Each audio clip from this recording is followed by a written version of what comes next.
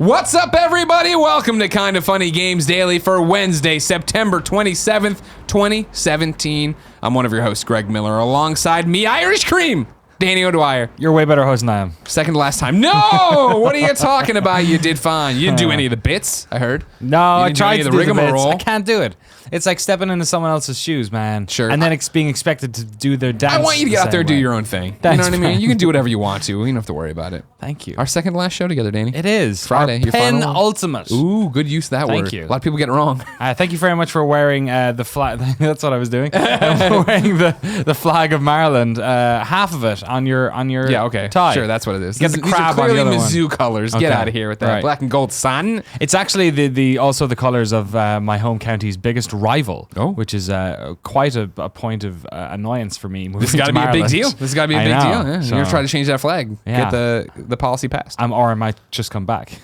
Oh, okay. That would work We'll too. have to see. Yeah, okay. We'll see how this all works out when Yeah. you go there. If you didn't know, ladies and gentlemen, this is Kind of Funny Games Daily. Each and every weekday on a variety of platforms, we run you through the nerdy video game news you need to know about before giving you perspective, answering your questions, and having a good time. If you like that, you can watch us record it live on twitch.tv/kindoffunnygames. But remember, we don't look at the chat.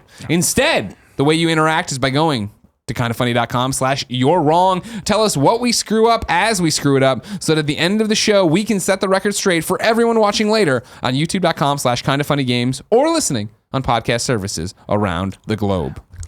Danny, you just scratched your beard. What's going on with this thing? You're growing it out? I don't know. No. It's that thing. It's like your Destiny beard. It's like I spent a couple of days. All I've been doing for the past couple of days has been editing and packing boxes. Ugh. So editing the Witcher videos, they're almost done. Hopefully they're going to be out next week. Yeah.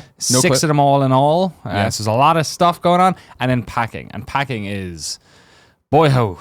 That's a lot Packing is not fun. No, I hate packing. No. Really, really hate it. I don't. I always underestimate it too. When we moved That's this the last problem. time, it was like, oh, no big deal. And you're like, well, I worked for a day and a half and it looks Right. like I've done nothing. I hate this. I enjoyed the first half because it was like packing stuff that I was looking forward to pack. Yeah. And now it's just cables and heavy shit, and the car's getting picked up today. They're driving the car across the mountain. Well, I mean, in the back of a truck or whatever. Yeah. But, so I got a rental now. So it's like, it's all just like stuff like that happening. We got to get cleaners in. And blah, blah, blah, No, blah. thank you. I don't like this at all. So we'll be in DC this time next week. So Bit of housekeeping. Danny's a deadbeat. He's quitting. Friday's his final show. Come by. Start sharing on kindoffunny.com/KFGD your favorite Danny O'Dwyer memories. They don't have to be limited to the show. They can be from anything Danny's ever done. I'm not dying. To us, you are. Okay. We won't work with you or talk to you again. This is the end. Very clearly, this is not going to go well We for should, you. at the end of the show, everyone should get just a little one of those Irish cream packets and just. Oh like, my God! all Yes, drink. we should get those. I didn't even think about that.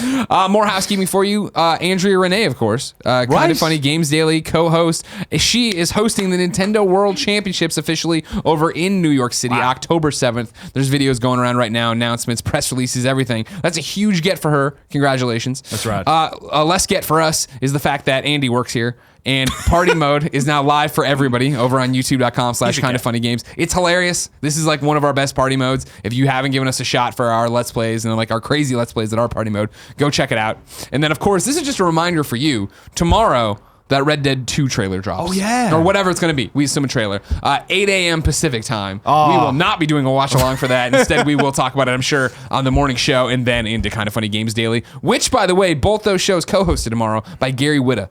Oh, you're kidding? Yep. Oh, that's Writer right. of Rogue My One. chicken dinner buddy. Your chicken dinner buddy, video game stalwart, Yeah. Gary Whitta. A lot of stuff happening tomorrow. Video game Star Wars, writer of Star Wars movies. Exactly. Yeah. He's got that Star Wars book. What a career. He also brings a lot of bad British food. I think he might be bringing that to Kind of Funny. Right. The morning show tomorrow. He also has dibs on one of the NES Classics or SNES Classics I managed to order. So Funny you bring that up, Danny, because of course, ladies and gentlemen, you're allowed to be part of the show by writing into kindoffunny.com/KFGD. Today we have a letter from a young woman named Andrea Renee. Hello, friends. When I was on the show yesterday, I forgot to mention some great news I received over the weekend. From an anonymous GameStop employee, I heard, quote, "I'm happy to anonymously report that a single GameStop store will be receiving 18 SNES Classics, with 6 of those being reserved. Reggie was more spot on than we believed. This is incredibly high for any system, especially for total numbers above how many were pre-ordered. We had 1 to 2 NES Classic units above pre-order amount then. We had 1 to 3 Switch units above pre-order number at launch," end quote. Andrea continues, "This is a good indicator that Nintendo is making good on their promise to deliver significantly more SNES Classic Edition units than NES. Can't wait to get my hands on one. See you at the Nintendo World Championships in New York on Saturday, October 7th. The busiest lady in the business, Andrea Renee. I like the plug there at the end. Yeah, that was good. People were giving me crap yesterday for how much I plug stuff. I'm like, well, that's how you got to get it done. Yeah. You got to, you don't, it's what she said yesterday. You don't get what you don't ask for. Am I right? Cool, Greg? Mm-hmm. Yeah, I'm right. For now, let's begin the show with what is and forever will be the Roper Report. Time for some news. There are 6 items on the Roper Report. A baker's dozen. Ooh. Number 1, via Kotaku, there have been layoffs at Volition. Volition, the studio behind Agents of Mayhem, laid off over 30 people this week, including general manager Dan Cermak. 3 sources tell Kotaku. The studio previously had around 200 employees. These layoffs come 1 month after the release of Agents of Mayhem, an action game set in the same world as Volition's long-running Saints Row series. Sources say that Deep Silver, the publisher and parent company of Volition, was unhappy with Agents of Mayhem sales. Parentheses, although video game publishers do not publicly share their sales data, UK sales charts painted a bleak picture for the game. Deep Silver did not immediately return a request for comment. Yeah. First of all, thoughts on everyone affected by it. Of course. Terrible. And that's never fun to be. I had one or two tweets of the story at me today of like, right. Greg, hashtag Greg was right, blah, blah, and it's like, well, no, like, I was very much, hey, Agents of Mayhem is not being marketed well. Right. No one knows what this game is, and no one seems to care. At no point was I like, people need to lose their jobs over this. No. That's never what this is in terms of how we want video game layoffs and things to that effect to go. So, heartbreaking, but then it's that other thing of, I feel years ago, this story would have been commonplace in the way of not that the game underperformed, but in the way of it was forever that these studios ramped up and then laid off. 100%. What's key here, I feel, is that this is not exactly that, is that the general manager was laid off. Right. That's more, hey, there's a problem here. And not to mention, too, that I feel, granted, that was the story in 2010, 2011, the ramp ups and the layoffs. We don't hear that as much anymore. Yeah, it's hard because we're inferring, but of course, it does look like that's the type of thing where you see the GM getting pushed aside. This looks a little bit more like a restructuring kind of thing. Like burn rates for game companies are super important. Burn rate being like the amount of cost to like operate on a day-to-day basis, because their income, although it's changing forever, has been very like tentpole-y. Like something comes out and we get a bunch of money for it, and then they essentially need to like be, okay, this is how much we got, this is how much we're going to project for the next couple of years, the next project's going to cost X amount, this is where we're going to be at. And you see a lot of restructuring happen after games come out. A lot of companies try and have multiple projects to offset that, X, Y, and Z, but 15% workforce layoff, it's not this could have been a lot worse, maybe. Like you could see maybe more. I'm actually impressed that they managed to make the game with the 200 folks that they had. That's, it's not a huge studio. I mean, it's a big studio, but it's not massive. It's sad. What I want from them is to come out stronger from this, because I think Agents of Mayhem, it's strange to think that the people who made Saints Row, which ended up having this massive breakthrough success, ended up coming out with something which Saints Row really grabbed people's attention and got them excited, and this one was like the total opposite. Right. Like apathy across the board to it from day one, from the name to the gameplay to even remember what we were talking about when it came out. I was like, oh yeah, I totally forgot that was coming out. I mean, the story I go back to when this all started, right? Because the whiteboard used to be people who care about Agents of Mayhem, and it was 4 people. Right. Was the fact that Tim and I hosted last year at GameStop Expo the Square Enix room, and they brought in, they did, the Deep Silver run too. Right. And so Agents of Mayhem's coming up. Here's the video about it, whatever. And up until we started this show, and I was talking to Andrea, I was like, oh yeah, and it's this thing, and it's multiplayer, and it's like a hero shooter. And kids hit in, they're like, that's not this game at all. Yeah. And I was like, how the fuck does someone who watched the same presentation 12 times not come away with, oh, here's what this game is and why you should play it? Yeah. I came away from looking at that thing and be like, that's not going to be a game people are looking forward to. Because it seemed generic. It didn't have an anchor in terms of marketing, in terms of this is why you need to play it. Yeah. And it did seem like they were chasing this Overwatch hero shooter, this like aesthetic, and you're picking it's the aesthetic, you're picking your team, so you are playing as characters but you can't switch, but it's not multiplayer, but it's just like it ended up coming across almost like if this had come out like a year after Crackdown, I would have been like, oh, it's like a Crackdown game. I get it. Except you can play as multiple super agents and not just one. I wonder if we will get something coming out in the next couple of months about how this game was going one direction and they pivoted it, maybe. We talked about Cliffy and Lawbreakers and how that got announced around the same time as a lot of hero shooters. You look at like Battleborn, look at Lawbreakers, look at Overwatch, and how Overwatch eats the mind share, destroys this, and the audience pretty clearly is like, we don't want that at all. So how does this game get affected by that? Or is it they just try to, and then when you lose your main idea for where you were going, you're lost. And this game seemed like a game that was just lost. Totally. Like it didn't know which direction to go. The fact that it didn't have co-op seemed utterly bizarre. Of course. Like, it just seemed like it was dying for co-op. Yeah, 100%. Yeah, so I don't know. I guess maybe more things will come out when this stuff tends to happen. People start to talk, especially to folks like Kotaku. Yeah, this is a Jason Schreier article, so I'm sure he's already got irons in the fire to figure out what happened. For sure. But why not Pete? Writes into kindafunny.com/KFGD just like you can and says, could sales of Agents of Mayhem been salvaged by simply calling it Saints Row Agents of Mayhem? And under what context do you think a developer should make a sequel versus creating a brand new IP? It seems like the industry is skewing towards established franchises, and I worry that they are the only time of game that I see what he's trying to game. The only type of game that publishers will approve going forward. Thanks for taking the time to give your thoughts. Would it have salvaged sales? No. Would it have helped? Yeah. Yes, but it also cuts both ways because it also damages the brand. So I bet that meeting happened. 100%. I bet that was part of it, and at a certain point they decided that it was better not to. You have to for a brand, right? For a brand to be able to transcend multiple genres, multiple different things, it has to be incredibly strong. Yeah. And I think, what do you think of when you think of Saints Row? I think of GTA, but different, crazier, dildos, and that's fine. That's definitely how they market Saints Row. Yeah. And I don't think Agents of Mayhem was that. No. Do I know Agents of Mayhem was or wasn't that? No, I didn't play it. It looked like a boring game, and I walked away from it. And even if them tacking on, hey, it's Saints Row, like I fucked around. We did a stream for Get Out of Hell back in the day. Right. Like I tinkered with Saints Row before, and I was like, oh, this is interesting. And I knew Johnny Gat, and I knew this, and it was an interesting idea, but I don't think I would have been any more inclined. Certain people would have, but then it would have been, hey, I'm a huge Saints Row fan. I'm getting this expecting the Saints Row experience. Wait, this isn't that it. Yeah. Isn't that at all. I'm not customizing. I'm not doing this. This isn't what I wanted. And I mean, every headline about the game at the start, surely, and probably now, has been the new game from the creators of Saints Row. So it wasn't as if this was totally, disconnected from it. Yeah, there wasn't a vacuum there. No. So, as for the established franchises, that's kind of always been the case. Like, look back to Madden or Tomb Raider or, Call of Duty, or we've had that reality now for a good 15 years. There are, it really matters to companies to make a successful second franchise. Yeah. With Rockstar, with Red Dead, with Last of Us, for instance, with Naughty Dog. Like, it really behooves them to do that. And it can be done. We've seen people who did it, and you do start on a better pegging when you have made an established franchise and you're doing something from the creators of.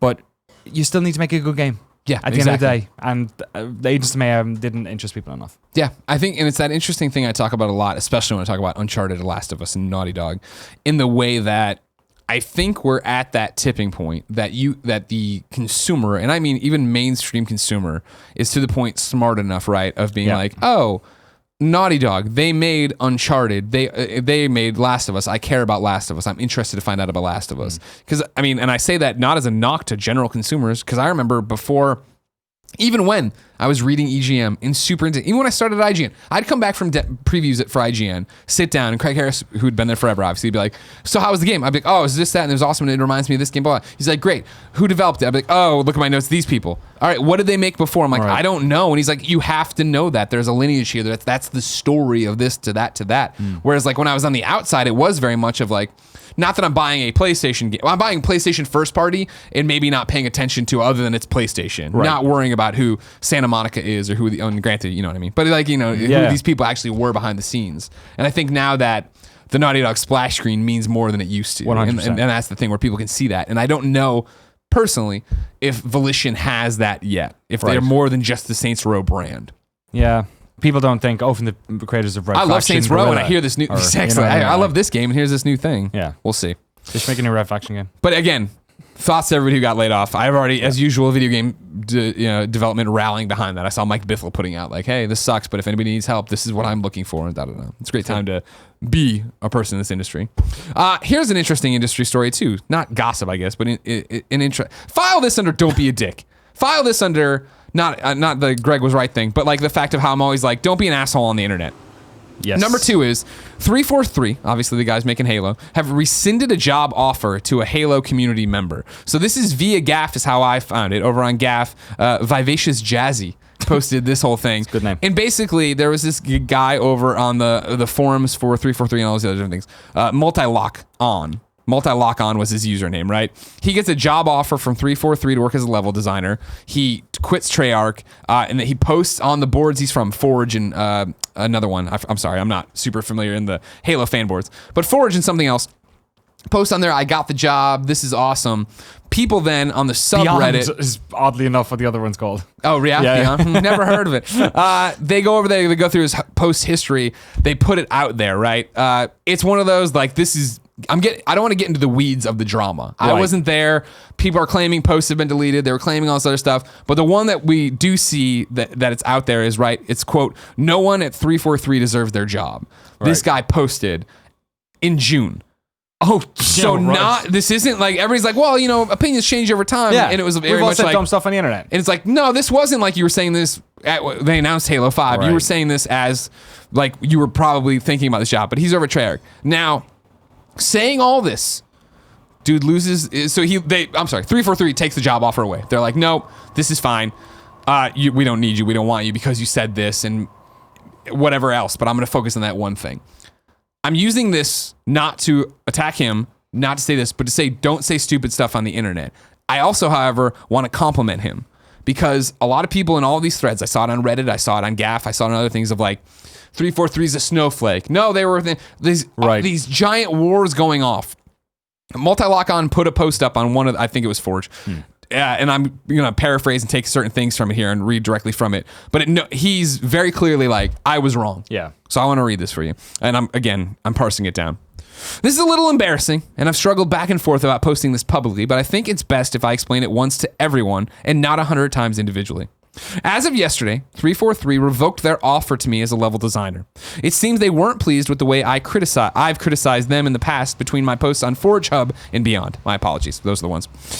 So whoever made the anonymous account on r/Halo and posted screenshots of old posts, well, congrats. You won.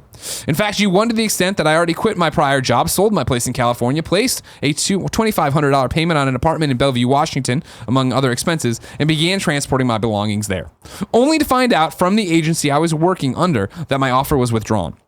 Which puts me in a tricky position where I'm both unemployed, no Treyarch or 343, and scrambling to find some place to live, as I had briefly moved my belongings to my parents during this weird transition phase. So life has definitely thrown me a curveball here. Now hear me. I'm not looking for pity. I believe I'm currently reaping what I've sowed. And it's not that I regret criticizing 343 publicly in the past because they are not above reproach. They know this as well. But rather the way I've gone about it could always have been more professional. At least considering that my goal has always been to be in the industry, I should have held myself to a higher standard. Parentheses, if that's not your goal, then flame on. I suppose a little patience over the years could have gone a long way in this moment. I just wish communication would have been a bit clearer going either way to have avoided the pickle I'm currently in. He goes on to talk about the fact that he worked at Treyarch. He was working there on Call of Duty, helping out with that. He's enjoying it. He loves it, but he finds himself going home every night and playing Halo and building in Halo, I think is what he's saying, because I'm not familiar with the Halo tools, but it sounded like it was. And him basically being like, this is the dream. This is what I need to do. This is what I want to do. The direction he wants to go. And working towards that. Other silver lining here, or not silver lining, other story here. Don't be a dick and then never quit your job and get a ready place till you sign the letter and everything's set. Right, yeah. Because this was based off of the offer. Again, from what I'm hearing and reading. But I digress. That's not it. He goes on, again, this thing explodes. It's all over that. People are tweeting about it. It's on Reddit. It's this. It's on ForgeNet. It's everywhere. He comes back to Reddit, edit his initial post as people are fighting with each other in the comments. And this is where I think is really... He's super mature and, hey, way to take this on the chin. Yeah. Edit. I'm seeing lots of posts over. I'm seeing a lot of posts over a lot of mediums. Parentheses. Holy shit. They're pointing to my post history. I just want to reiterate. It would not be hard to find comments deemed unacceptable through my post history on any forum. I am aware of this, as I've been more than blunt in the past. Many of these comments made out of anger, and many as drive-by comments with no context other than my poor attitude. I've never denied this, and I don't blame them for making the decision they did. It's understandable. I also don't believe my forum persona reflects my actual personality and ability to work in teams. Yes, this is a bummer, but I could hardly expect anyone making the hiring decision to base me off of anything except what I've given them to see me by. This is the persona they know because I provided it to them. Man makes dumb comments online, man loses job, tale is old as time, what's new? Great Disney song. Exactly. Take this, it's one of those, a lot of people want to make drive-by comments. A lot of people want to make comments on these threads. Right. Fuck this guy, he got what he deserved, blah, blah, blah. And then there are other people, 343, this, that, but that. I don't care what side of the argument you're on, he's crystallizing it right here. Yeah. And I know that we've said it before, don't be a dick online. You're going to be judged by this. There's no tone in your text. There's no tone in your tweets. There's no context to what you're saying. You have to think about this. And I've talked about it before. There's a whole episode that was exclusive to the Gamescast that I think got put out everybody with Sean Bolin, where I talked about, I had a list of people who talk shit about IGN openly and publicly on Twitter, right, or took shots at me that were not, hey, I don't like your writing because of X, Y, and Z. Hey, you're a cunt and you need to suck a tailpipe. Right. And I was like, well, I'm going to make sure you never get the chance to do this. Not because I'm vindictive, because you're not playing by the rules we have here. Right. It's the fact of Danny could go out tomorrow and make a bad video, and I wouldn't be like, hey, man, your video fucking sucks. I'd be like, hey, this isn't that great because X, Y, and Z, or how about you fix this? And I'd say it to your face, a little bit different. Right. But like, this is the point. So many of you consume our content and say you want to do what we do one day. You are constantly out there. You are constantly not being judged, but this is what builds your character. Right. You know, the number of people that I've muted or blocked or done whatever to, and then will go onto our subreddit or go onto the forums or hit up Tim or whoever and be like, oh man, Greg blocked me. Can you get him to unblock me? Can you get him to do this? It's like, no, I can't, because I'm dealing with so many people so many times. It is snap decisions. It is snap judgments. Yeah. You showed your character in some way or another that for me makes it be, I don't want to engage. I don't want to engage with you. I don't want to be a part of this. And that's how it's got to be. And it's clearly happening.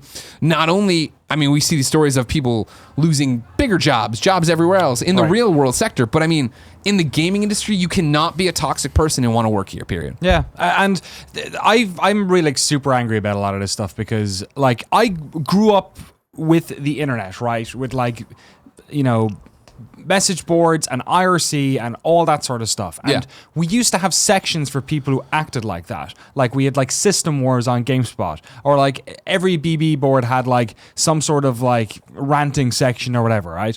And something happened over the past 20 years. I'm not sure. Maybe I also feel like maybe there's something to do with the sort of weird myopic fetishization of freedom of speech in America in a way that doesn't exist in other parts of the world, in which people are also free to speak but don't speak bullshit all the time. Sure. Where we've created like an internet now where people can act like total reprehensible assholes, but because they're not part of a community that calls them out in the same way when you grow up in a family, your parents or your siblings or your friends will call you out. Yeah. Somebody keeps you in check. Now what we've created is an internet which is so wallless that essentially people who act like fucking idiots get, and stuff like this, end up being like, they find communities of like-minded myopic assholes who then sort of make them do it as well. And I feel like this is what happens, is that you have people who are reasonable, mature people. This guy clearly is able to look at what he said, clearly I was an talented idiot. level designer. He works at Treyarch, and he was about to get hired at 343.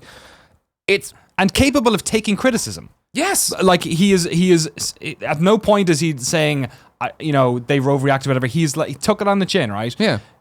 Even this dude there are posts where he says things are ridiculous. And that's like the internet we've fostered. And we like babysit these people and we like accept it in a way that is baffling to me and did not exist in internets prior. And that's what I think is like so crazy, is that, and like, it's that sliding scale thing, right? Of like, of course I feel for him. Of course his comment that no one deserves to work there is hyperbole. Right? But you can't say that and want to work there. You can't say that and want to go there. And you can't be in that canteen. And it's after saying that. Exactly. And it's the same point of, I feel you can dig through my post history, as I'm sure somebody already has, Right. sure. Yeah. And you're going to find something stupid I've said or done. I would hope I've owned up to it after the fact, talk to you about it, whether it's like how I talk about in college, I used to call things gay, and it wasn't until or in high school, I used to do that. In college, did it too, until I met a gay person who was like, not cool. And I was like, oh, right. You know what I mean? And that's something else. I talk about it in my old reviews, where I'd be like, man, this developer's lazy or whatever. And I'm like, no, they weren't. They weren't under a thing, but I was young and juvenile and didn't understand that. I'm lucky enough that all I do is fucking talk. So there's enough, a sea of content that if you want to, you understand where I'm coming from on an issue. Right. But taking you something also out of can't context control F words on videos. Thank God. Yeah, well, stay away, Google. You never know what they're going to do. And I'm also 34 years old, and I've been doing this a long time, and I've been lucky enough to have an audience for a long time that it early on became clear of like, oh no, I need to.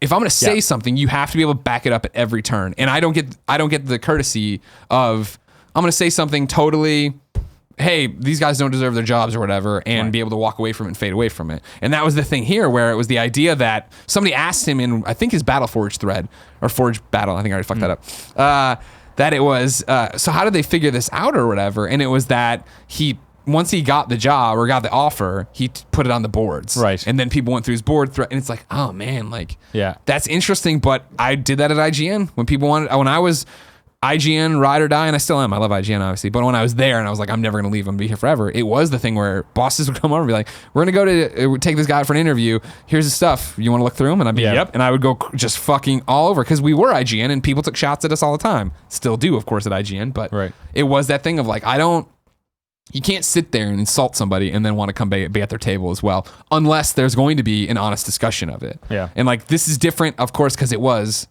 fucking 3 months ago. You know what I mean? That's where it gets a little bit. Come on, man. Do yourself a favor. Again, all this aside, however you want to take everything we've just said, put a lid on that. I give them a lot of credit for coming out and being like, "Yep, I fucked up," and they're right. You know what I mean? Like, this isn't me being like, no, this is all day. Like, in an age where it is so easy to like instantly create a mob of people with pitchforks, I respect that he was able to take it on the chin, like, be a dude and just be like, no, this is on me. Yep.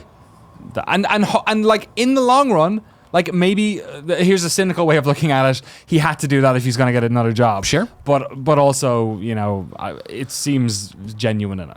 Cool. Authentic, so. Yeah. Number 3 on the Roper Report. Is this about people losing their jobs? No, we're finally getting into just fun video game stuff. Fortnite has been killing it, at least in terms of its first 24 hours, that Battle Royale mode. Over on Twitter, they tweeted, over 1 million players have partied on the Battle Bus during the first day of Battle Royale. Thank you. And did they say that? Yeah. They actually said that? That is their tweet. Okay. Is it... whoever's doing this over at Epic, that sounds like a bang bus fucking metaphor. I was over 1 million people banging on the partied in the battle bus. Yeah. Just tinted windows, baby. Thank God. I can see what's going on in the battle bus. You know what I mean? No, 1 million people. That's crazy. That's a great number. Holy shit. That's insane. Yeah, and it's that thing, I'll get the questions. Matt Miller. Not tweeted. He wrote in to kindafunny.com/KFGD and said, "Hey, Greg and Danny. Finally got the chance to play Fortnite Battle Royale, and I have to say, it was a lot of fun. The shooting isn't the best feeling out there, but for a free-to-play game, it's good enough. I would definitely give it a 7 out of 10, worth a download. Are you guys planning on giving it a try?" I always find giving free-to-play games reviews, it just baffles me. That makes total sense, but yeah. I was at a party on the weekend, and a friend of mine who I haven't seen in a while was talking about games. I was like, "What are you playing?" He's still playing Overwatch. It was great. And I was like, "Oh, you gotta play PUBG with me, man. I play all the time." And he was like, "Nah, I saw a trailer for Fortnite." He said, "It looks like that, but Fortnite's where it's at. But more fun." And I was like, "Oh, here we go. Holy shit. Okay, it's happening. It's actually taking people's lunch out of their player on his backgrounds. He's taking the chicken out of their mouth." No. I haven't played it. I've watched a lot of Twitch stuff. I've had it on a bunch. And been looking at it. I like milsims too much. Like, I love military shooters. Yeah. And I like the shooting of them. And I love murdering people in PlayerUnknown's. So like, a little too cartoony then for Fortnite. I don't mind Fortnite, but it's like, the problem I have is this. It's this it's not really a PUBG Fortnite thing. It's the same as it was with Rocket League when I wanted to play anything else. It's like, I just love booting this game up and playing for 5 minutes, that if I'm going to replace it with another game that I boot up for 5 minutes and play, it has to be way better than it. And I'm just happy with PUBG. That was the thing of like, I feel like, yesterday Andrea was like, I'm playing it. Like, you're playing it too, Greg. I was like, oh, okay. And she got me like the code for the Founders Pack or whatever, Fortnite. I'm like, I own Fortnite. But I don't. I think I purchased. It was that thing where it's like, all right, cool. I'm going to go redeem the code, and I have to do it through Epic's website. And I went there, and they're like, all right, do you have an account? And I'm like, oh, fuck, do I? Like, I googled. I'm like putting all my usual passwords and emails. No. Right. Then it's like, oh, it's got, send me a thing. What's your username? Game over. Or I tried to register Game Over Greg. Like, somebody already has that. And I'm like, well, if it's not me, fuck this. But it's just like, oh god, and I never did. I just walked away. And I was like, because my thing was, what I really want to do is in the hour, I haven't seen Jen in a couple days. Like in the hour I have to play games tonight, I'd really like to go check out War of the Factions. I like to get some faction tokens in Destiny. I don't really feel like. I went with Future War Cult. That best name. They got that cool logo. They kind of looks like a Superman symbol on their chest piece. So I was like, there you go, got to do that. So yeah, I put like 45 minutes. We watched a movie, Hero. I'll tell you about it later. Okay. But we watched a movie, and then I got like 45 minutes to fuck around in there. And so yeah, I just kept running the from youtube.com/PS4 trophies. Brian had the little video of like, here's the best cave to run it in. Just kept fucking running that, getting my tokens going and cashing them out because I am just a whore for that game. But that's the same thing. Right. I already got a fucking games as service, persistent world to exist in. Fortnite seems cool. I'm sure I'm going to play with Andrea at some point in the next week, but if you're interested in this genre and this whole thing that's happening and all this conversation that's happening around it, it is easier to pick up the free-to-play game than 100%. It is to spend $30 on a game you equally have never played. Well, to play it on a fucking PC too. You know what I mean? What am I, fucking Bill Gates? Is it 1994? No. I want a controller. I want to chill out and have fun. Bill Gates, godfather of video games. Zach also wrote in to kindafunny.com/KFGD and says, hey, Greg and co-host, parentheses, sorry, bad memory. Last night, I downloaded the shameless PUBG knockoff that is Fortnite Battle Royale, and I'm loving it. But the fact that the game is free to play has me wondering, how is Epic Games making any money off of this? Do you think Epic Games is planning to introduce a loot box system later on, or is the plan simply to build a word of mouth for vanilla Fortnite? Thanks for your time, Zach. I think it's both. I think right now what they need is bums on seats. They need people coming through the door more than anything. When they launch a game, you need to get people in there. So I think there will be some crossover. I'm sure with vanilla Fortnite, you can buy Fortnite in like 5 different configurations right now. One of them's pretty cheap. I think it's like maybe $30 is the cheapest. Kindoffunny.com/you're wrong if I'm wrong. And then there is a loot box system in regular Fortnite, which I think they could pull. I definitely llamas, think they'll bring some. Llamas, loot llamas or some shit like that. It's like what do you call those things? You smack? Pinatas, yeah. I do believe, that's the thing. They'll bring that over to this at some point, which PUBG has. But the big part of this is that all right, cool. It's making a video game. And this is me speaking out my ass because I've never made one. But making a game and putting out free to play and all these different things is a lot like what we do is kind of funny with Twitch or YouTube, where we put out this video and hopefully you enjoy it. And hopefully you enjoy it so much or you stick around so much that one day you're like, you know what? Why don't I go give them $1 on patreon.com/kindoffunnygames? And you go do that. And it's one of those where the number of viewers we have or subscribers on, YouTube, all these things are awesome. But if we can convert 1%, if you can convert 5% to come over and actually give you money, that sustains the business. And this is the exact same thing. I'm somebody who didn't give original Fortnite really a shot. Saw it at Judges Week, thought it looked cool, but there's so much else to play. I do want to play. I like PUBG. I don't want to play it on my computer. I don't want to bring my computer home at night. A million other excuses. This one's going. Andrea's playing. I'm sure other kids are playing.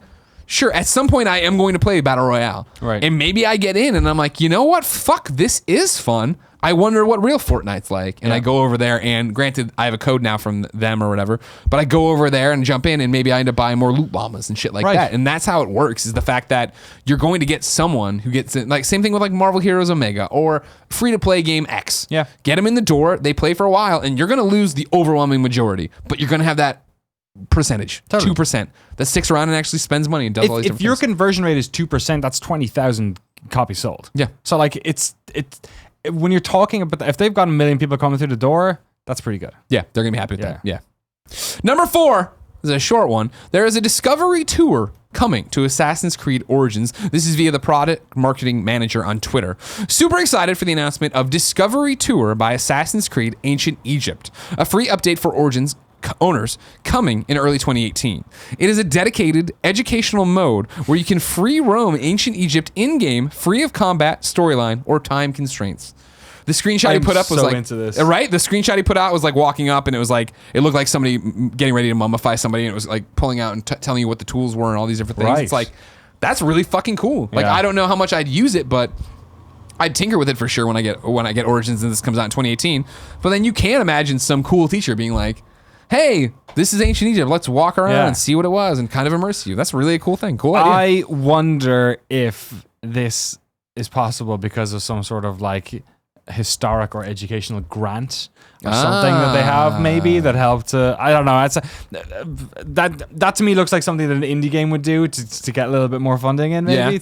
But outside of whatever the business realities are, that sounds cool. I'm a big fan of roaming open worlds and not playing them as the game, like just enjoying them. Like, most fun I ever had with Watch Dogs 2. It's a great game, don't get me wrong, but the thing I enjoyed about it more than anything else was walking around the East Bay and walking around San Francisco and being like, holy shit, this is so accurate. This. Yeah, no, totally. The Lake Merritt I live beside is like almost the exact same. It's like unbelievable. No, they did a great job with the Watch Dogs. But that's you're right. If like, you always think about it, or you don't, and that's the problem, I guess. I always think about the fact that, you know, we'll play these games, especially when you get like an Uncharted, you get these things, and like I get Uncharted and I start running through and I play 5 hours in the night, and it's like, man, people spent, you know, for Uncharted, whatever, whichever one it is, years on it, right? Maybe a year and a half or whatever. And if in like doing this environment and nailing it and making like, for me, it was the thing of, I don't think it's obvious, so I don't think I have to do it. But in Uncharted Lost Legacy, like, I'm playing in early levels when you're Chloe and you're walking through the back alleys or whatever, right? In the very beginning, from the part that was originally you had your face covered. I turned a corner and looked up, and there was a billboard, and it was Scott Lowe's wife, Cindy Tang. Where they had taken her, put her on there, and like did. It's the same thing with like Tacoma, where it's Maurice is on posters and that or whatever. Yeah, and it was that thing of like, oh my god, I know that person, cool, and you move on, and then it's like that realization of like, I've been playing games my entire life. How many other people have had Easter eggs in that shit and done all these different things, and I've never thought of like the real person behind that. And then you start thinking about like the environments you blow fucking through and never stop to think about how great that texture looks or how great that chair looks or that box or whatever. There are some places like, you know, that we know inch by inch, like 2 forts, or what was the Halo one with the actually that had 2 forts? Come on, you're talking to Greg about Halo. What the Halo one is? Master Chief. Sorry, I don't know. Put it in the Covenant. Those little triangle guys. I forget the name of the classic red versus blue map, whatever it is. What is it? Oh, Gorge. Gorge. Was it? No, not Gorge. Classic Red V. Is it Gorge? Grunts? No, grunts are the little guys I was talking about. Yeah. No, I forget someone like Kindafunny.com/you're wrong. I feel bad. Or like Dust 2, right? Like maps that you've gone over 1,000 times. Yeah. And then in single player games, you're just sprinting through the Louvre. These things. You're just you know, it's like, this art looks great. Yeah, exactly. You know? So many things you don't bother to worry about. So this is a great way of facilitating. Double dip on the world you've made and do something cool with it. Yeah. Number 5 is a bullshit story Danny added. What is this? This is top grossing titles by category. Super Data. I do not know who this is, but it's some sort of data analytics. You don't even know where this information comes from. But everyone's tweeting about it right before we came on, including people who were like people I trust. So I was drinking wine before top grossing titles, digital sales, because we never talk about digital sales. Oh, okay. I'm not sure how they got some of this stuff, but essentially it's just breaking down PC, console, and we'll put mobile over to one side because Andrew's not here to defend it. So right. Honor of Kings is the top grossing mobile game. What the fuck is that? Wait till you see the PC one. So the console one, top grossing, a lot of it makes sense. GTA 5, FIFA 17 that came out. It also has in-game items, same as 5. Black Ops 3, similar thing. Battlefield 1, NFL 18 just came out. Overwatch, crate boxes, I'm assuming, and the game itself. Infinite Warfare in 7th. Ghost Recon Wildlands, which continues to kill it. Like they have so many amazing sleeper hits right now over Ubisoft. Oh, did you see the stuff yesterday? The Bloomberg. We did it on the Kind of Funny Games Daily, but I know you're busy. They put out an interview with Yves Guillemot of how they're actually fighting off Vivendi and how the whole thing is like they looked into what people wanted and have been delivering these games and how these open world Ubisoft, games and services are actually paying off and changing everything, and their stock was up. 72% or Crazy. something like that. Even stuff like Siege. Siege is killing it. Yep. Like, unbelievable. Speaking of which, Rainbow Six Siege, number 9, and then Uncharted Lost Legacy in 10. This is digital sales. I imagine that sold a lot more physical copies. PC, though, is really interesting. Number 1, League of Legends. Number 2, Fantasy Westward Journey Online 2. Oh, my favorite. One of my favorite PC games. It's like an isometric, like JMMO, I'd probably refer to it as. Okay. Dungeon Fighters Online in 3rd. 4th is Crossfire. You'll get caught up in it. Apparently, a lot of people are. Battlegrounds in 5th. World of Warcraft hanging in at 6. World of Tanks. World of Warcraft still not letting go. All Got right, millions sure, of subs. Go for it. Everyone, no microtransactions in that, just a monthly ticketed price of entry. World of Tanks number 7, Emeryville Zone. Russia Zone. Or not Russia, Belarus Zone. Overwatch in 8th, Counter-Strike Global Offensive in 9. Got to get those guns. And Dota 2 in 10th. Dota 2. So, all right. Yeah, interesting. Just a little look at the non-retail numbers, and you see so many of the 3 of the top 5 PC games are free-to-play games that I've never fucking heard of. I mean, there's your answer. Like, why are they doing this with Fortnite? How are they going to make money? Yeah, they just will. That's why. Number 6, a super short, literally headline I took from Gaff. Marvel vs. Capcom Infinite has sold 1/10 of what Marvel vs. Capcom 3's debut was in Japan, and 1/6 of what Pokemon DX is sold. This is just Japan.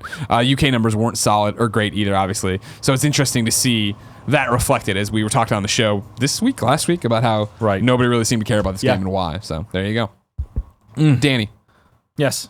There's a lot of cool stuff coming up. It sure is. I want to know what's in the shops right now. Where do I go? You should look up the official list of upcoming software as listed on each and every platform, as listed by the Kind of Funny Games Daily Show hosts each and every week. Out today, Lilith-M on Xbox One, Mario Brothers Arcade Archives on Switch, Splasher on Xbox One. We need to have a section each week where we list music, and we list every totally computer-generated Xbox One indie game. That's every game. Like, no, so many people have said they miss us reading the old descriptions on the PlayStation blog because they're always just like so pasted in. They don't make any goddamn sense. These, of course, were pulled from VGReleaseList.com, where Andrea told me to start going. So if she missed anything, or if that missed anything, you can yell at her. New dates: Wildlands, Ghost Recon Wildlands is getting its 4v4 Ghost War on October 10th. That'd be awesome. We can't punch each other because we're made of gas. Can ghosts punch each other? Because they're both made of the same stuff. In the movie Ghost, they could, yeah. I haven't seen it in so long. I can't, because now he's "Get off literally my a train." ghost. Yeah. That'd be awesome if they did it where it was just people in sheets. Running around. There was a headline, somebody in like Wolverhampton or Nottingham in England was arrested for wearing a sheet and going ooh in a cemetery. So, okay. Wow. Yeah. A That's little bit cool. early for Halloween. Yeah. The one day of year you can get away with shit like that. So last night, again, I'm not going to talk to you about the movie I watched, Hero. Okay. Really great. Sam Elliott. I have a cat called Hero. Oh, Is really? it about my cat? No, it's about very Sam fat. Elliott. It's a good movie. It's a good movie. You should check it out. But I like to go on the Amazon and see what's new, and then I watch the trailers for everything. Okay. There's one on there I think called Ghost Story, and it's It's that time of year, man. it's independent and it's super goofy, and it has I always confuse. I want to say it's not Emily Blunt, but it's Rooney Mara, right? Okay, yeah. Not and then the sister? Who's the other Mara sister? Because there's who is in House of Cards? It's her sister. Yeah. I think that's Rooney Mara. Which is the girl with the dragon tattoo. Yes, it's her. Okay, there. And Kate Mara is House of Cards. Yeah. Nailed it. All right, there you go. So it's her, and then it's the girl from Dragon Tattoo, and then it's Casey Affleck, and I saw he dies, but then he comes back in the house as a guy in a sheet. As the ghost. So it looks ridiculous, but then you watch the trailer and it looks like it's super sad and like heartwarming, but heart-wrenching in ways. But it's like, then they keep cutting back to this motherfucker running around in a sheet. You're like, Casey Affleck though Casey Affleck and Johnny Depp are now like actors who I just can't watch their movies anymore. oh, give me the weirdest shit possible. I just think they're not because not just because in their personal lives they're fucking dirtbags. So it's like for whatever reason. Why is Casey Affleck a dirtbag? There's like a whole thing about the movie they shot like 3 years ago. Okay. I forget the name of it. And Johnny Depp's a dirtbag because he brought those animals into the thing. I don't keep up on the gossip. Beat his wife. That'll do it. No, Casey Affleck's like a similar, not similar, but like it's same type of fucking just dudes being weird. Okay, dudes. cool. Yeah. No, those are dirtbag moves. Can't help it. Deals of the day for non-dirt bags. PlayStation Plus's October lineup has been revealed. You'll get Metal Gear Solid 5, The Phantom Pain on PlayStation 4, Amnesia Collection on PlayStation 4, Monster Jam Battlegrounds on PS3, Hustle Kings on PS3, Hue on PlayStation 4, cross-buy with PS4. Hue is awesome. Everybody pick it up. All right. Skyforce Anniversary on PlayStation Vita, cross-buy with PS4 and PS3. Then, as a reminder, Riggs and That's You are still free right now for you to get. They go throughout the month or end of the month. And then Hand of God's closed beta access begins for that Smite card game on October 17th through PlayStation Plus. Phantom Pain for free. If you've not played that game, what a treat. Mitch Krasen writes into kindafunny.com/KFGD and says, quick question. With Metal Gear Solid 5 being the PlayStation Plus game, how feasible is it just to go in and play with zero prior knowledge? Is it at least fun gameplay for someone like me? Here's the thing, right?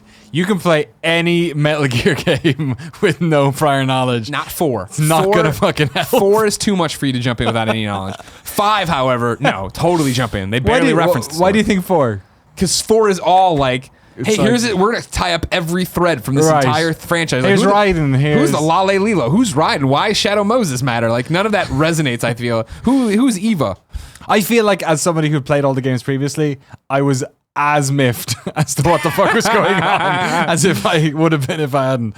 But yeah, that's Metal Gear Solid 5 is all gameplay. You can totally jump in and have a great time. If there was one of the games you could play without any prior knowledge, obviously except for the first MGS, this would be the one. Yeah, this is go on and have fun. This game's great. Super good.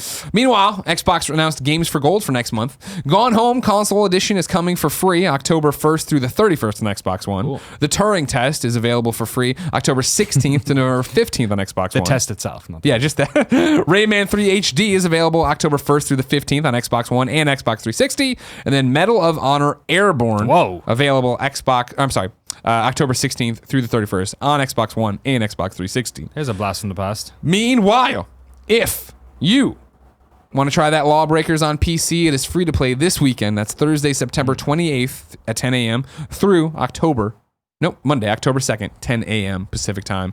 Get in there, try Lawbreakers. No word for anything coming to PlayStation 4 for it. All right. But I got to imagine they're working on that too eventually. Good weekend for free-to-play games. Yeah. Go check them out. That and Fortnite. Although Fortnite's forever.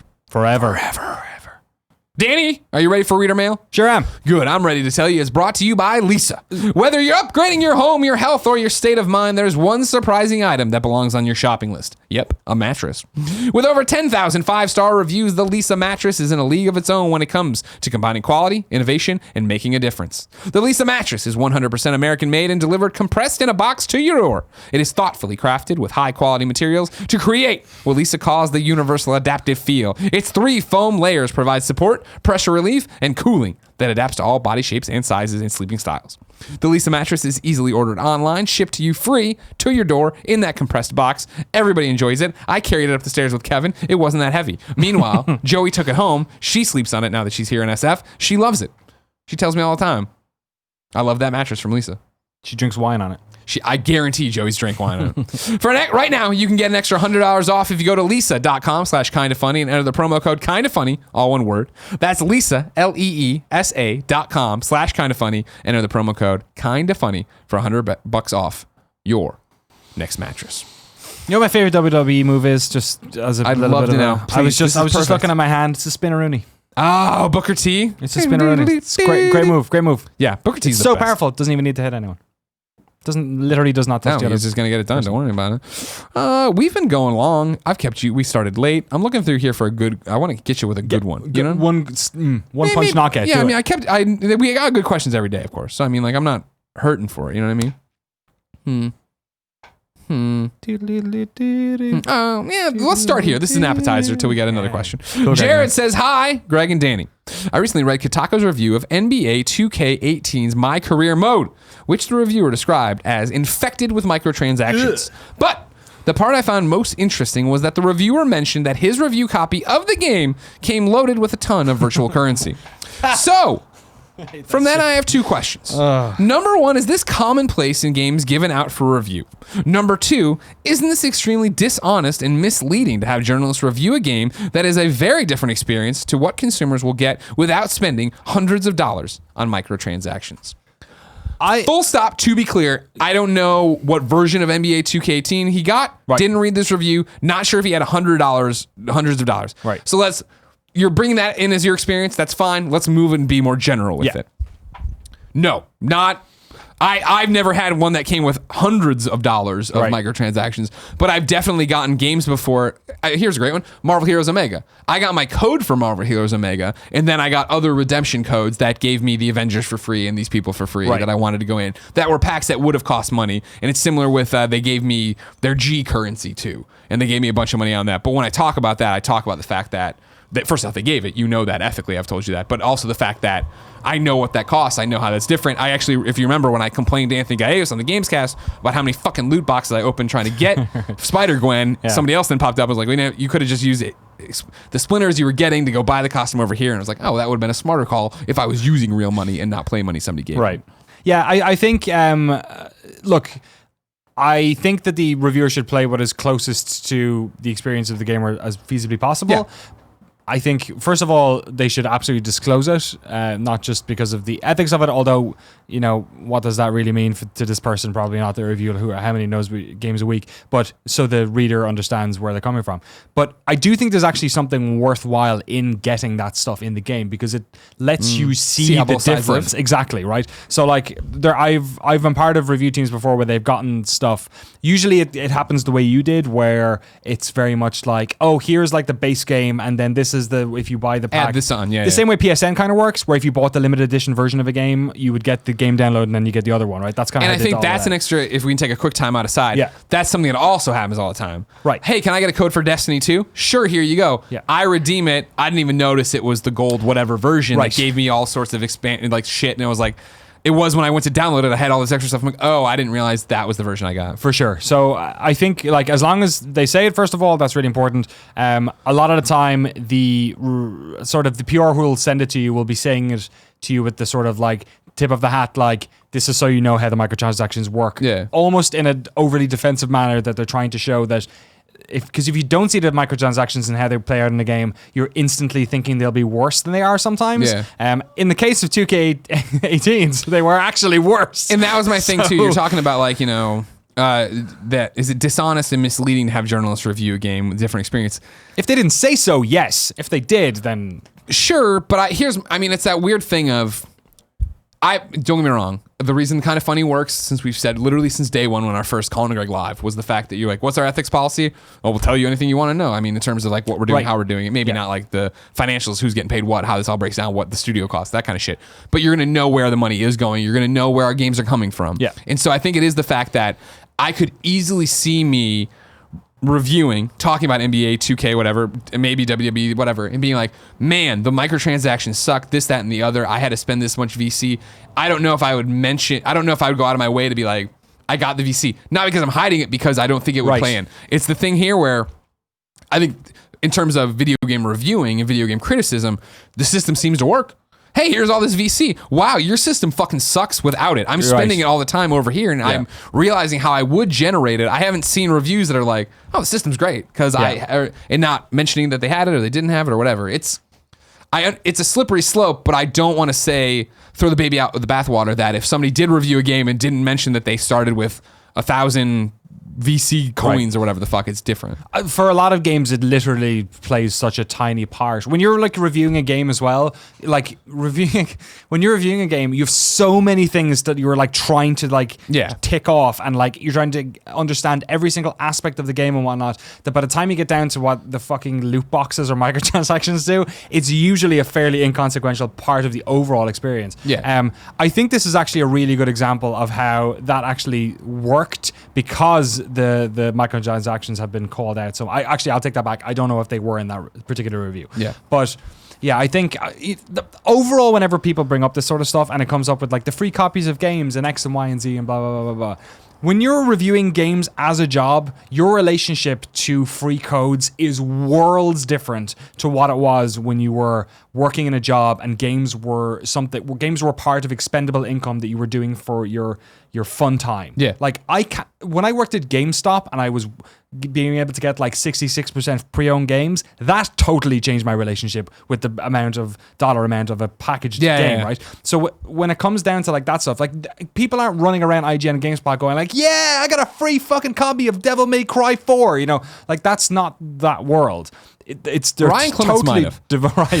It's like divorced entirely in that way, right? When I get a code now, the feeling I have is, oh shit, I have a job to do. It's almost like dread. Sometimes it's like when I get a phone call, it's like, oh, I gotta fucking deal with this. So like, it's not the same thing, right? If either the game company pays for it or your public or the CBS your or manager, Ziff or whatever, how your employer, right? Yeah. Or fuck, who the fuck owns IGN? I forget. Right now, Ziff Tapes. It is Ziff. All right. Yeah. So. You know, So that's also part weird, of it too. and it's just my thing would be like, you know, is it commonplace? I mean, common is an interesting word. I don't know. I mean, I look at Fortnite's a great example, right? Where I think I passed on codes hard for that. You know, I love Nick and I love Epic, obviously, but I was like, I'm not gonna really get around to it. And then Andrea yesterday handed me a code for the game that'll get me the loot boxes or llamas or whatever when I started up. And I think they offered, and I think I ended up not, and then buying it myself afterwards or something. Yeah. And so, like, is it commonplace? Yeah, I guess, but I don't think most of us think of it that way. And it is that thing of, you hear me talk about all the time of like, I play a game that I got for free for a review and I love it. All right, Horizon, here's the season pass money, or Zelda, here's the season pass money. And it's like, I could reach out and be like, hey, do you have season passes for that? But I didn't pay for the game and I do want to support the industry I love and the developers I love, so here you go. I buy so many games for B-roll that like the idea of like game buying is like, to me, it is a business expense. Sure, 100%. So it's totally, that's what we do with most of our Steam games when it's like, hey, I think we all bought PUBG because it was like, I don't have a contact for PUBG, so just fucking everybody buys it here. And then number two, is it extremely dishonest and misleading? I don't think so. Because I don't think anybody who's leaving that out of a review is doing, and I can't speak for everybody, that's a shitty thing to do, I guess, but I don't think so, because I would give most people the benefit of the doubt. If it's relevant to the way the game played, then they should mention it. If it's not, then it's not. That's the point. At the end That's of the a better day, way to put it. they're there to review the fucking game. They're not there to be nailed to a cross for getting a free piece of software that is ultimately owned by their employer anyway. And this is what it always comes down to, right? Of like reading sites, watching videos from people who you respect and trust, that you know that if I did not mention that in a review, it's not because I got paid off. It's because I didn't even think about it. It wasn't consequential. I used it to buy a fucking skin. Right. You know what I mean? Yeah. Microtransactions don't pay your Bay Area rent. So no one's not going to sleep over getting sent some virtual currency that they'll probably never use again anyway. Time to squad up. This is where one of you goes to kindafunny.com/KFGD. Give me your name, your platform, your username, and why you need help, and in what you need help. I read it here. People come find you. Best friends unite. Today, we're helping Alex L. He's on PlayStation 4. His PSN name is Joe, J-O_Lumberjack. Joe_Lumberjack, J-O. That Fortnite Battle Royale is dope, yo. I need a squad, though, because that's always more fun. If you're playing that Fortnite Battle Royale, hit up Alex L. PlayStation 4, Joe_Lumberjack. Next, Danny, it's a new segment. A new segment. This is marriage advice for the gamer. Yesterday, a guy wrote in trying to balance his new marriage with video games. Oh, we can both like he had to talk about this. Yeah. Well, yeah. Do you got any tips for it? You got to. I mean, like, it's even worse for you because your video games are your job, just like me. I guess that's not that. Do we have to? I didn't know if you wanted to kick it off, but sure, I can go to right. Yeah, Mike go for it. Mike in Texas wrote into kindafunny.com/KFGD and says, I'm responding to Greg asking married people in the chat for their gaming lifestyles and habits while married. I've been married for 2 years, 5 years together, with 3 kids, a 10-year-old boy, an 8-year-old girl, and a 6-month-old boy. You've been busy. My eldest also plays games as well. Cool. Me and my wife have talked and understand that gaming is how I relax, but with 3 kids, responsibilities come first. We cook, clean, wash, do yard work, make store runs, and babysit before I think of gaming on an everyday schedule. Usually that means playing games when everybody goes to sleep. But my wife will make it a point to let me have a day or two where she at least tells the kids, Daddy has the TV, so I get a day or two of gaming and or football. It only comes with the communication, so talk it out. You'd be surprised what you can come up with when you talk it out. Love what you all do. Keep up the good work. Mike. P.S. Central Time may suck in your eyes, but it's my time. For Central Time. Poor Central Time. The runt of the that's what we talked about yesterday. Communication. Me and Andrew were talking about it, right? You just have to be able to express, I need to play this, or I want to play this, and how do I make it work? And am I getting what you need me as a partner done? Are we spending time together? And I'm like, I don't have kids, so I don't know, but I imagine a large part of the difficulty of having kids and experience of having children is understanding when your needs go first and when their needs go first. And obviously gaming is like any other sort of solitary pastime where it's very much about you time. And you time when you're a parent is like, I imagine is a difficult thing between you need you time and it's better for your parents. It's better for your family. Yeah. But also it's hard to give it to yourself sometimes when you're taking away family time. 100%. So I think that's a really responsible way of doing it. I think involving your family in that respect as well, or not, or having it be a private thing and doing outdoor things with your family as well is super important. One of the things I'm really looking forward to about moving to our house in Maryland is that I'll be able to put work in a different room and also video games. We're not going to have video games. The basement and all that workspace for NoClip is going to be where games are,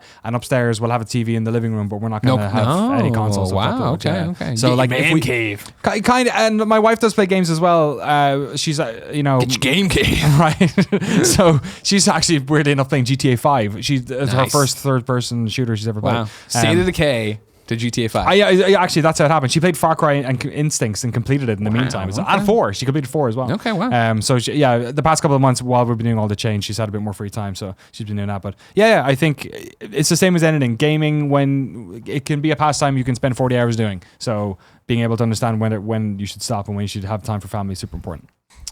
Good advice there by Mike. Mike's great marriage advice was brought to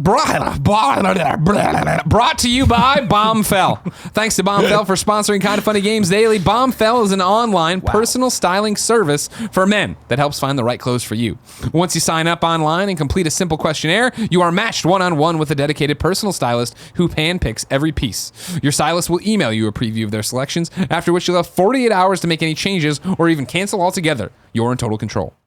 Afterwards, Bombfell will ship you the selected clothes and you'll have 7 days to decide and only pay for what you want to keep. Send the rest back with free shipping both ways. Danny, I know you didn't watch the show yesterday. I wore a Bombfell outfit. Oh, you did? I had lovely pants and a lovely shirt. Did you have a tie? I did. It was the same tie. You went tie? I just wore the same. I wore my tie. Yeah? It was a tie hat here. It wasn't from Bombfell. How many of the items did you keep and how many did you send back? I'm sending back the shirt because it was a little too baggy. Okay. So it was super simple. This is not part of the ad, by the way. Danny's just asking real questions. I kept the pants. They were perfect. The shirt I'm going to send back, and I just went on today and I clicked on the thing and I was like, I want to exchange it or I want to send it back. And it was why it's too big. And they're like, all right, here's your return number. They sent the label already. It came with the stuff. I write it on there. I put it in a box. I give it to Cool Greg. He drops it at FedEx, hopefully, because I'm very busy and I can't get out here to drop it at FedEx. But Cool Greg shaking his head. Yeah, Bombfell's just that easy. And again, I really do like it. And I think, seeing how it turns out, Andrea Renee has never repeated an outfit on the show. You're fucking. She has way too many clothes. I have worn this half of the shows. I'm going to keep it going, I think, with my own personal money because I want more shirts to try to outdo her. And it saves you a lot of time as well, I'm sure. Exactly. Of course, yeah. And somebody who knows what they're doing because I don't. We have a special offer just for listeners of the show for $25. I'm sorry. No, that's right. For $25 off your first purchase, go to bombfell.com/kindafunny. That's BOMBFELL.com/kindafunny. Once again, that's bombfell.com/kindafunny for $25 off your first purchase. Thanks again, Bombfell, for supporting the show. Danny, what did we get wrong today? We got some things wrong. Top Boom coming in with some information on Agents of Mayhem. A great little image. You guys should check it out yourself if you're on the internet right now. Agents of Mayhem was very close to being called a Saints Row game. The image was found on the official site code before E3. Uh-oh. Credit to Flippy on YouTube for the find. He's a hardcore Saints Row fan. There it is right there. Saints Row. Agents of Mayhem. Kindafunny.com/you're-wrong. You can see it before the mods move it. Thank you, mods, for being amazing. Thank you for doing this every single day. Developer ended up getting emails from 4 AAA studios with offers. That's the individual who apparently... Oh no, is it the same person? I don't know. Multi-Lock-On, was that the name of it? Yeah, okay, so there you go. Some people have written out, reached out. Fortnite has the following entry levels: Capitalist Pig, free Battle Royale, $40 Standard Edition, $60 Deluxe Edition, $90 Super Deluxe Edition, $150 Super Limited Edition. The classic Halo map to which I was referring, multiple people have said, was of course Blood Gulch. I should have known that. Coagulation was the name that they gave it in Halo 2, which is why I think that's my excuse for not remembering. That's your excuse. That's good. Jedi KV says that WoW does have microtransactions, XP boost pets in the in-game store. I did not know about that. And I think that is it. Oh yeah, clarification. Casey Affleck was accused of sexual harassment on the set of the movie I'm Still Here. That's what it was. Okay, thank you. It was settled out of court, but you were not wrong because he's in fact a dirtbag doing dirtbag stuff, and a link to the story. And that's it. Oh, Greg said he was cross-buy for PS4 and PS4. I know it's just a slip of the tongue, but it's cross-buy between PS4 and Vita. You know what I fucking meant, you piece And of shit. PS4. Danny, thanks for joining us. My pleasure. Remember, ladies and gentlemen, tomorrow, Gary Whitta coming on to do Kind of Funny Games Daily with me. He's got things to say about the video game industry. If you didn't know, Kind of Funny Games Daily is here each and every weekday on a variety of platforms to run you through the nerdy video game news you need to know about. If you like that, watch us record it live on twitch.tv/kindoffunnygames or get it later on youtube.com/kindoffunnygames or podcast services around the globe. You shouldn't miss tomorrow's episode, but you definitely shouldn't miss Friday's episode, the final Danny O'Dwyer Irish Cream Drop here on Kind of Funny Games Daily. Do I have things planned? I do. Load up on cream, baby. Load up on that cream. Until next time, it's been our pleasure to serve you.